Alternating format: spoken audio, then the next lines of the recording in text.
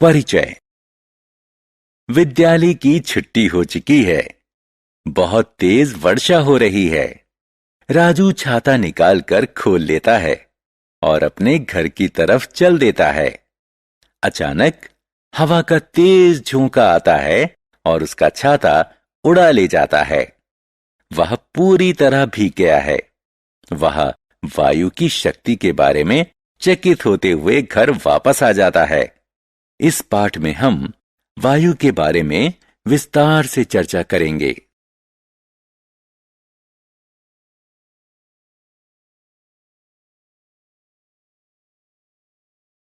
उद्देश्य।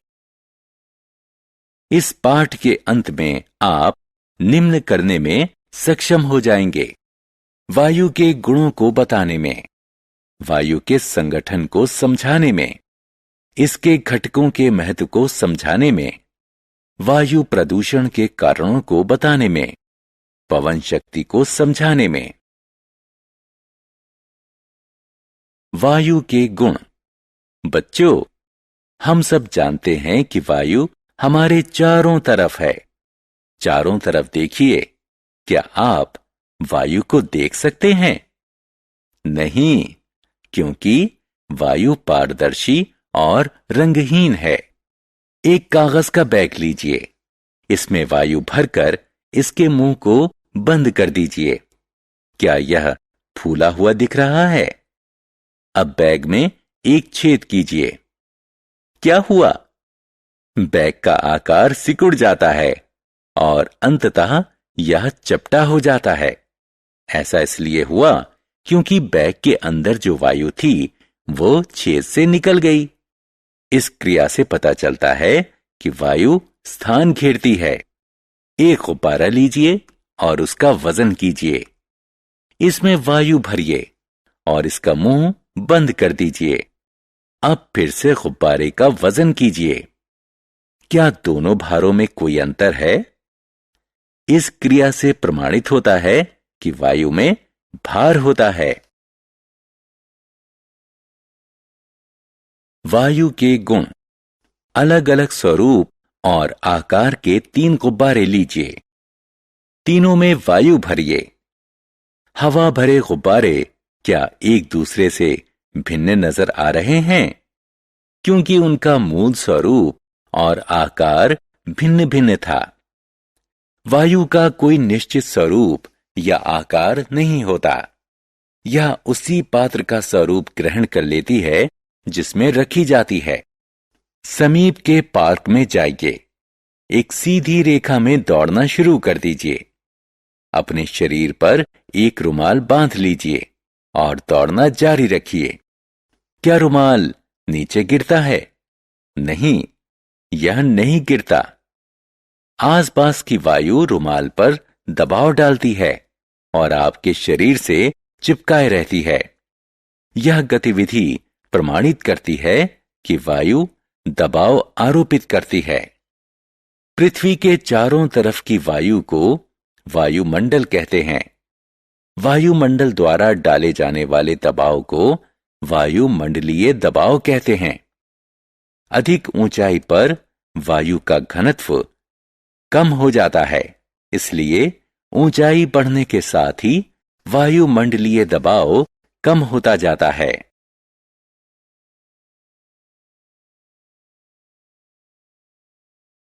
वायु के अवयव। वायु गैसों का मिश्रण है। हवा में मुख्यतः 3 गैसें उपस्थित होती हैं: नाइट्रोजन N2, ऑक्सीजन O2 और कार्बन डाइऑक्साइड CO2। वायु में नाइट्रोजन 78%, ऑक्सीजन 21% और कार्बन डाइऑक्साइड 0.04% होती है। इन 3 गैसों के अतिरिक्त वायु में जलवाष्प, धूल के कण और कुछ दूसरी गैसें भी होती हैं जिन्हें नोबल गैस कहते हैं। क्योंकि नोबल गैसें नगण्य मात्रा में पाई जाती हैं, इसलिए उन्हें विरल गैसें भी कहते हैं। वायु के घटकों का महत्व। वायु का प्रत्येक घटक महत्वपूर्ण है और निर्वाह के लिए इसकी एक भूमिका होती है। ऑक्सीजन श्वसन के लिए आवश्यक होती है और इसलिए ये सभी प्राणियों के अस्तित्व के लिए जरूरी होती है। यह दहन में सहायता करती है और जलने की प्रक्रिया में इसकी आवश्यकता होती है।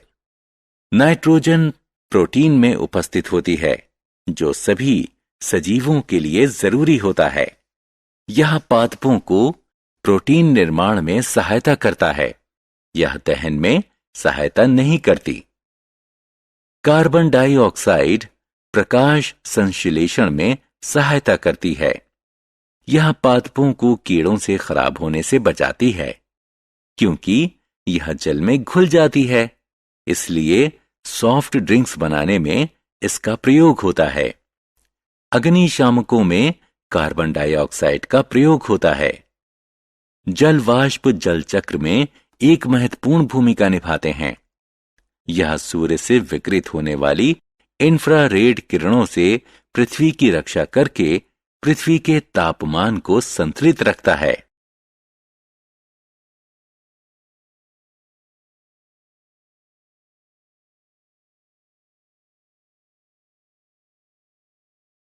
मृदा और जल में वायु। एक मिट्टी में थोड़ी मृदा लीजिए और इसमें धीरे धीरे जल मिलाइए। क्या आप मृदा में बनते बुलबुले देख रहे हैं?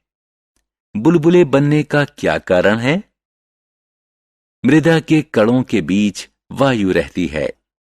जब जल को मृदा में मिलाते हैं तो वायु जल का स्थान लेती है, जिसके परिणाम स्वरूप बुलबुले बनते हैं। मृदा में उपस्थित वायु पादपों के विकास को बढ़ावा देती है। वायु जल में भी उपस्थित रहती है। यह मछली और दूसरे जल में रहने वाले प्राणियों के निर्वहन में सहायता करती है।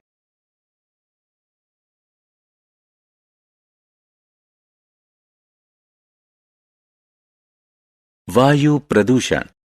सैम राष्ट्रीय विज्ञान केंद्र जाने के लिए रास्ते में है।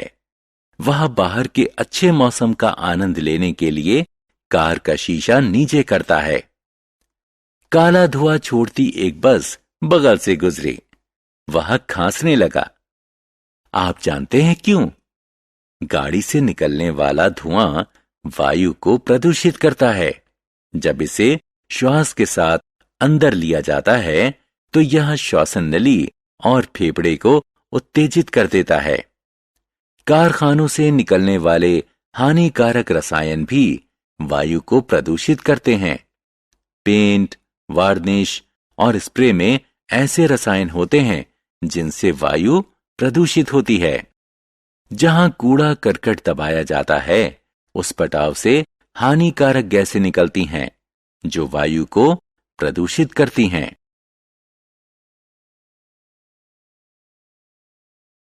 पवन शक्ति। गतिशील वायु को पवन कहते हैं। पवन बादलों को चलाते हैं और पृथ्वी पर समान रूप से विस्तृत वर्षा कराते हैं।